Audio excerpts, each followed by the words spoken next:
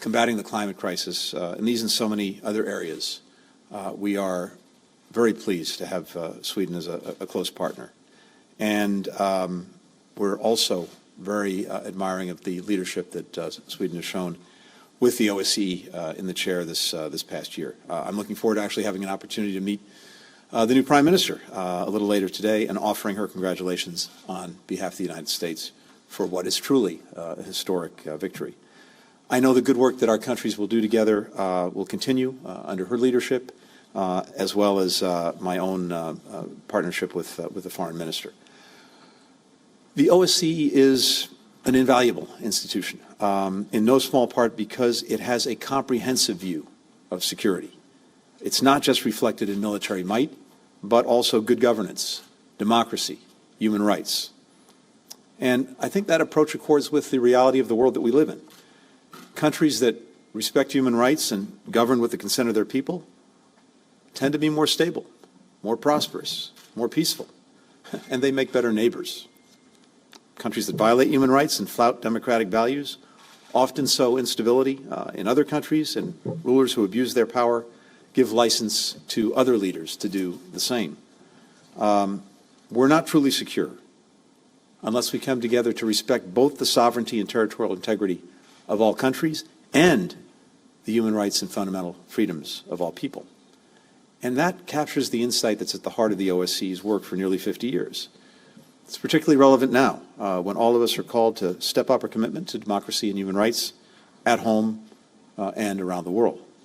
Next week, President Biden is going to host the Summit for Democracy to bring governments and civil society from around the world together to make concrete pledges to renew and reform democracies. It's no secret that there's democratic backsliding happening around the world, including here in Europe.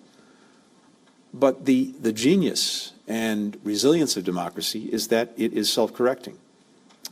More than any other form of government, democracies have the capacity to face mistakes, learn from them, and do better. And that's the spirit of the summit the President will be convening next week. It's also the spirit of the OSCE.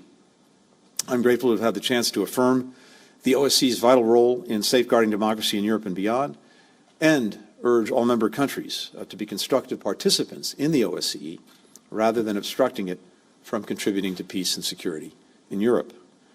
Here in Stockholm, I also had the chance to meet with Foreign Minister Kuleba from Ukraine and Foreign Minister Lavrov from Russia. As I said yesterday in Riga, as well as in my meetings today, the United States and our allies and partners are deeply concerned by evidence that Russia has made plans for significant aggressive moves against Ukraine, including efforts to destabilize Ukraine from within and large-scale military operations.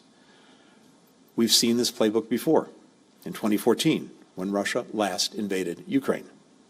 Despite uncertainty about intentions and timing, we must and we will prepare for all contingencies while working to see to it that Russia reverses course. As I conveyed again to Foreign Minister Kuleba today, the United States remains unwavering in our support for Ukraine's territorial integrity, its sovereignty, its independence. We discussed Ukraine's commitment to implementing the Minsk agreements, which we believe represent the best avenue for a diplomatic resolution to this crisis, potential crisis. We also affirmed that despite a massive Russian disinformation campaign, Ukraine is in no way posing a threat to Russia or seeking a confrontation that would justify a Russian military intervention. The only threat is that of renewed Russian aggression toward Ukraine. In my meeting with Foreign Minister Lavrov, I made very clear our deep concerns and our resolve to hold Russia responsible for its actions, including our commitment to work with European allies to impose severe costs and consequences on Russia if it takes further aggressive action against Ukraine. And as with Foreign Minister Kuleba, I also made clear the United States is prepared to work with both parties to support a diplomatic resolution through implementation of the Minsk agreements in any way that we can. That diplomatic way forward can avert a crisis that would serve no one's interests. Foreign Minister Lavrov and I had candid exchanges on our different perspectives.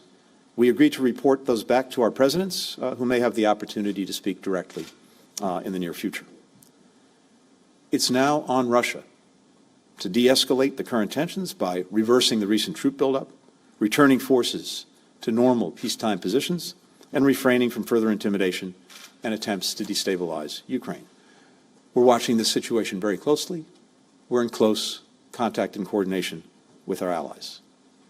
Let me close with a reminder that when the members of the OSCE signed its founding document, the Helsinki Final Act, and that was 46 years ago, they pledged to uphold principles that made it possible for the country. That was the U.S. Secretary of State Antony Blinken holding a press conference after his meeting with the Russian Foreign Minister Sergey Lavrov. The U.S. Secretary of State clearly announced his support, or the U.S. support, for the territorial integrity and the sovereignty of Ukraine. He further said that the only threat as of now is the Russian aggression towards Ukraine. He also stated clearly that Ukraine is in no way seeking any kind of confrontation or posing any threat to Russia, and the ball, in a sense, is now in Russia's court to de-escalate the tensions in the region. WION World is now available in your country. Download the app now and get all the news updates on the move.